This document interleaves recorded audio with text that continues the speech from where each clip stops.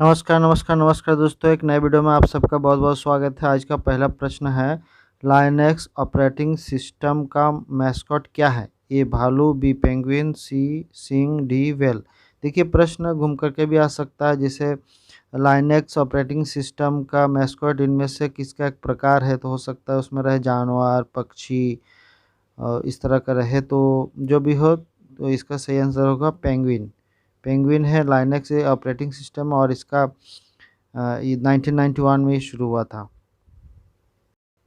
अगला प्रश्न बहुत इजी है, डायनामाइट का आविष्कार किसके द्वारा किया गया था? फ्रेंड्स इसका सही आंसर होगा बी अल्फ्रेड नोबेल। देखिए ये ट्रिपल टेस्ट हो या फोन कॉल हो, इसलिए क्वेश्चन मैंने नहीं छोड़े। कभी भी किसी भी समय क्वेश्चन आ सकता है। डायनामाइट का आविष्कार जो है 1867 में स्वीडन के जो रसायनज्ञ थे इंजीनियर अल्फ्रेड नोबेल द्वारा किया गया था। इन्हीं के नाम पे स्वीडन सरकार ने नोबेल पुरस्कार देते हैं। 1901 से शुरू हुआ था और 6 क्षेत्रों में नोबेल पुरस्कार दिया जाता है।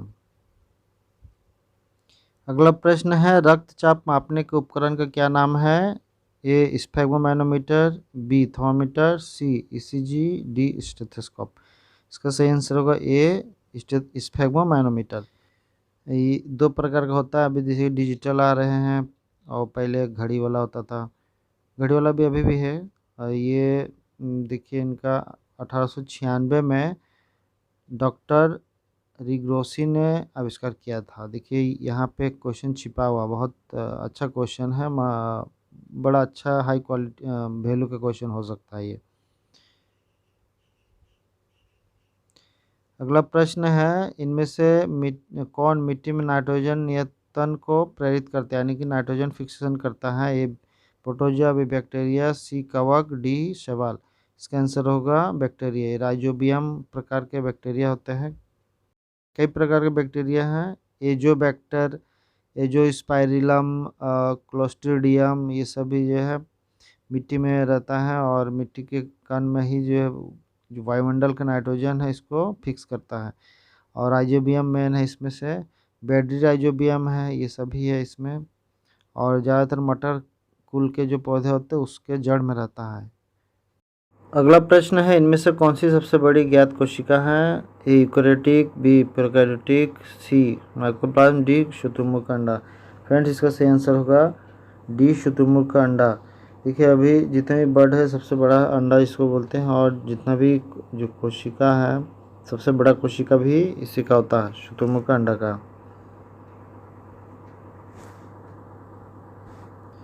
इसका वैज्ञानिक नाम स्टेथियो कैमिलस है और ये उड़ नहीं सकता है, अफ्रीका में पाया जाता है और इसी के प्रजाति में जैसे कीवी है। अगला प्रश्न है, वायुमंडल के सबसे निचली परत को क्या कहते हैं? इसका सही आंसर होगा ट्रोपोस्फियर।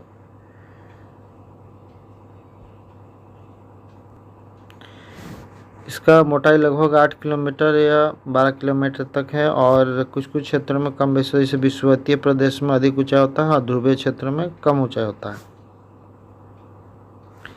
अगला प्रश्न है, इनमें से किसका प्रयोग प्रकाश के उत्पादन में और धातुओं की वेल्डिंग में होता है? फ्रेंड्स इसका आंसर होगा एसिटिलीन।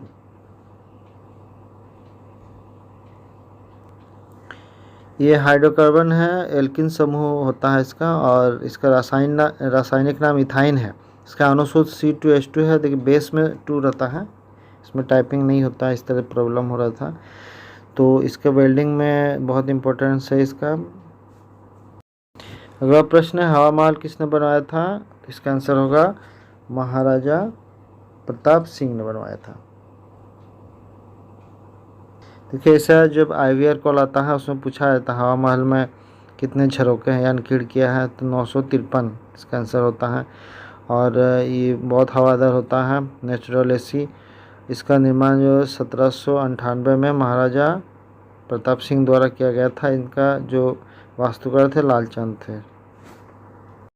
बढ़ेंगे अगले प्रश्न की ओर। देखिए डांडिया कहाँ का लोकप्रिय नृत्य है? इसका आंसर होगा गुजरात। अगला प्रश्न है, मोनालिसा को किसके सतह पर पेंट किया गया था? ए पत्थर पे, बी लकड़ी पे, सी कागज पे, डी धातु की चादर पे। फ्रेंड्स ये हाई वैल्यू का क्वेश्चन हो सकता है। इसका सही आंसर होगा बी, लकड़ी पे। लियोनार्डो विंची ने इसका बनाया था, चित्रकारी किया था और लकड़ी पे किया था। चित्र अभी फ्रांस के लुवेरेस म्यूजियम में है इसको। अगला प्रश्न है, चंद्रमा के अध्ययन को क्या कहते हैं? सिलिनोलॉजी, कॉस्मोलॉजी, रेडियोलॉजी, प्लेंटोलॉजी। इसका आंसर होगा ए, सिलिनोलॉजी। अगला प्रश्न है, सबसे बड़ा और सबसे गहरे महासागर का नाम क्या है? इसका आंसर होगा प्रशांत महासागर। देखिए प्रशांत महासागर का क्षेत्रफल 16.5 लाख वर्ग किलोमीटर है और इसमें सबसे बड़ा गहरा बिंदु भी है, इसको मैरियाना ट्रेंच बोलते हैं। ये लगभग 11,000 मीटर इसका खाई है, चैलेंजर डीप इसको बोलते हैं। अगला प्रश्न है, चाणक्य के को नाम से भी जाना जाता है, यानी चाणक्य को और किस नाम से जाना जाता है? फ्रेंड्स ये क्वेश्चन अक्सर आते रहता है, एग्जाम में आते ही रहता है। इसका आंसर होगा कौटिल्य, यही विष्णुगुप्त भी थे। मौर्य के प्रधान सेनापति भी थे, उनके टीचर थे और इनको विष्णुगुप्त भी कहते हैं। और देखा जाए तो जो मौर्य साम्राज्य की स्थापना में इनका ही सबसे बड़ा हाथ था। अगला प्रश्न है, पंडित जवाहरलाल नेहरू का जन्म वर्ष किस वर्ष हुआ था? इसका आंसर होगा 1889। पंडित जवाहरलाल नेहरू का जन्म 14 नवंबर 1889 को हुआ था। आनंद भवन इलाहाबाद में हुआ था। फ्रेंड्स ये भी प्रश्न आ सकता है कि आनंद भवन कहाँ है, तो इलाहाबाद में है। और ये 14 नवंबर को बाल दिवस मनाया जाता है। इसे माना जाता है कि इनका परिवार का संबंध कश्मीर से है, कश्मीरी पंडित थे इसे। अगला प्रश्न है, रेडियो कार्बन डेटिंग तकनीक का उपयोग किस लिए किया जाता है? तो फ्रेंड्स इसको फॉसिल्स जो होते हैं जीवाश्म, उसका उम्र का अनुमान लगाने के लिए, पता करने के लिए इसका यूज होता है। C14 डेटिंग भी बोलते हैं, कार्बन डेटिंग या C14 dating.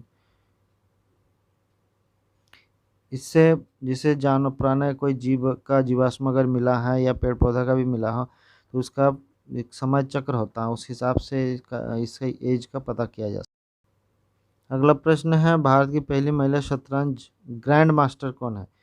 S Vijayalakshmi, Tania Sachdev, Harika दोनावली, Richa पुजारी। फ्रेंड्स इसका आंसर होगा ए, एस विजयलक्ष्मी। प्रश्न है, रोमियो और जूलियट किसने लिखा है? इसका सही आंसर होगा विलियम शेक्सपियर। फ्रेंड्स वीडियो देखने के लिए बहुत बहुत धन्यवाद। कैसे लगा वीडियो बताइएगा। जल्द ही दूसरा वीडियो लेकर के आता हूँ, नेक्स्ट वीडियो लेकर के जल्द आता हूँ। अगर आप पहली बार देख रहे हो तो सब्सक्राइब जरूर कर लीजिएगा। बहुत बहुत धन्यवाद, नमस्कार।